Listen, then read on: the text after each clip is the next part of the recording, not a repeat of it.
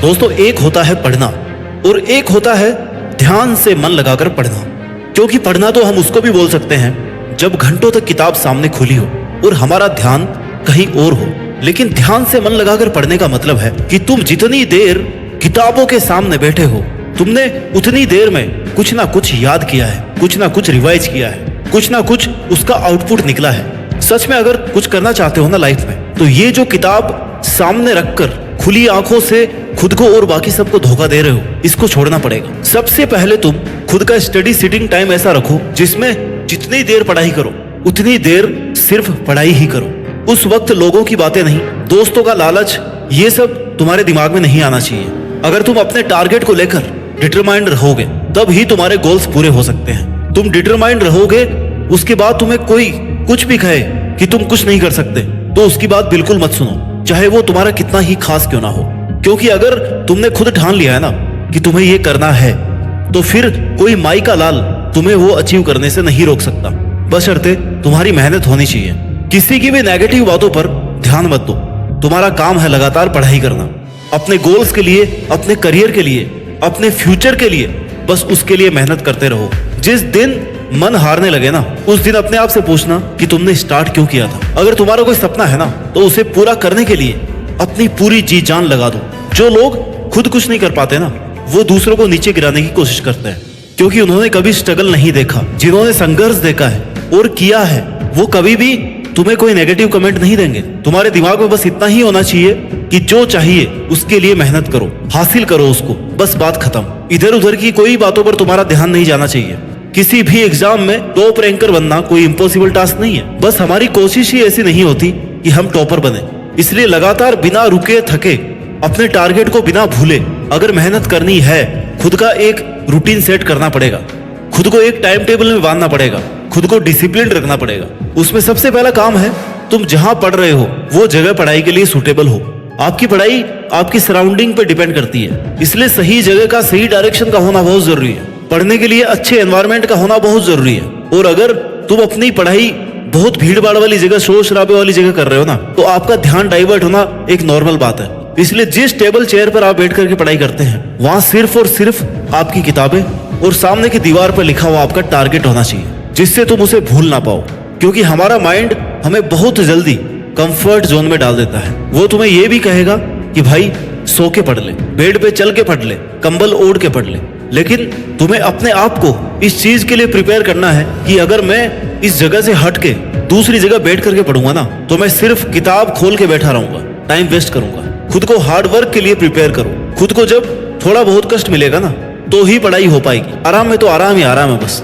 दूसरी बात, अब आप पढ़ाई करते हो तो बैठ गए हो, नेक्स्ट जो बात है ना, वो ये है कि तुम्हारे पास पूरे दिन का, पूरे महीने का, पूरे साल का टारगेट होना चाहिए। उसका एक शेड्यूल होना चाहिए। तुम्हारे पास टाइम टेबल होना चाहिए कि तुम्हें कितने दिन में क्या कवर करना है। जब तक तुम्हारे पास टाइम टेबल नहीं होगा, तब तक तुम्हारे माइंड को पता नहीं पड़ेगा कि वो यहाँ टेबल चेयर पे क्यों बैठा हुआ है। इसलिए एक सही एनवायरनमेंट के बाद एक अच्छा और सही टाइम टेबल होना बहुत जरूरी है। टाइम टेबल ऐसा ना हो कि वो आपको स्ट्रेस में डाल दे। टाइम टेबल ऐसा हो कि आपकी बॉडी, आपका माइंड आराम से उसे कवर कर सके। बोझ मत डालना अपने माइंड पर, क्योंकि बोझ से, स्ट्रेस से चीजें फट जाती है, दब जाती है, तो वो आउटपुट नहीं आ पाता जो आपकी असली पावर है। इसलिए इजी वे में अपना टाइम टेबल बनाकर खुद को छोटे छोटे टारगेट्स दो, जिससे कंटिन्यूटी बनी रहेगी। कंटिन्यूटी का होना बहुत जरूरी है। एक बार छूट गया तो बस पीछे छूट गया, फिर दोबारा जीरो से शुरू करना बहुत मुश्किल होगा। बात नंबर 3, एनालिसिस। टाइम टेबल के बाद, टू डू लिस्ट के बाद तुम्हें हर दिन ये एनालिसिस करना है कि तुमने जैसा टाइम टेबल बनाया था उसके हिसाब से कितना काम किया है, उसकी लिमिट से बाहर कितना काम किया है।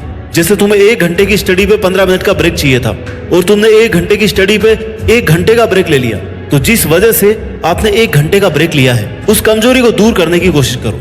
वो आपका मोबाइल फोन हो सकता है, आपकी नींद हो सकती है, आपके दोस्त हो सकते हैं। क्योंकि ये 1 घंटा खाने वाले लोग कब तुम्हारे महीने और साल खा जाएंगे तुम्हें पता भी नहीं चलेगा। इसलिए डाइवर्जेंस को खुद से दूर रखो। जो लोग तुम्हें डिस्ट्रैक्ट कर रहे हैं ना, डिस्टर्ब कर रहे हैं, जिन चीजों से तुम्हारा पढ़ाई का माहौल हट रहा है, उन चीजों से खुद को दूर रखो।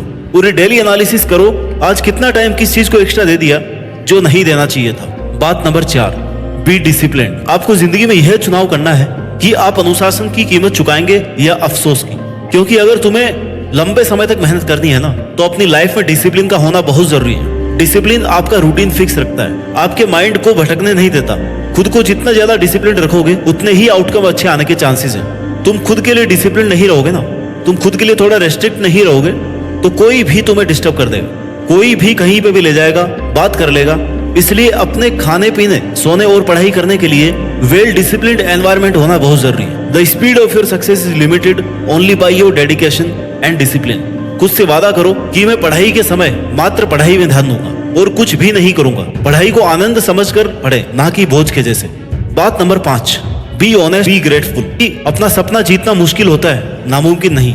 हमेशा याद रखें कि आप किन परिस्थितियों से आए हैं। अपने लिए ईमानदार रहें। जहां से आप आए हैं ना, जहां तक आप पहुंचे हैं और जिन परिस्थितियों में आपके पेरेंट्स ने आपको भेजा है, उन परिस्थितियों को भूले नहीं, क्योंकि वो तुम्हारा असली इंस्पिरेशन है, वो तुम्हारा ड्राइविंग फोर्स है। जैसे ही तुम डाइवर्ट होने लगोगे ना, तुम्हारा पढ़ाई में मन कम लगने लगे, तुम्हें इन चीजों को याद रखना चाहिए कि यार मेरे घर वाले आज के दिन सुबह 4 बजे उठकर खेती का काम कर रहे होंगे और मैं 8 बजे तक आराम से सो रहा हूँ। इन चीजों को याद करने से तुम्हें अपने आप इंस्पिरेशन मिल जाएगी कि यार मुझे पढ़ना चाहिए, मेरे लिए ना सही, कम से कम अपने घर वालों के लिए। इसलिए कभी भी अपनी परिस्थितियों को, अपने परिवार के बैकग्राउंड को ना भूलें, क्योंकि आप कितने ही आगे पहुंच जाएं, अगर आप अपनी जीरो वाली पहचान, जब आप कुछ भी नहीं थे, अगर आपने वो पहचान ही भुला दी तो आप आगे नहीं बढ़ पाएंगे।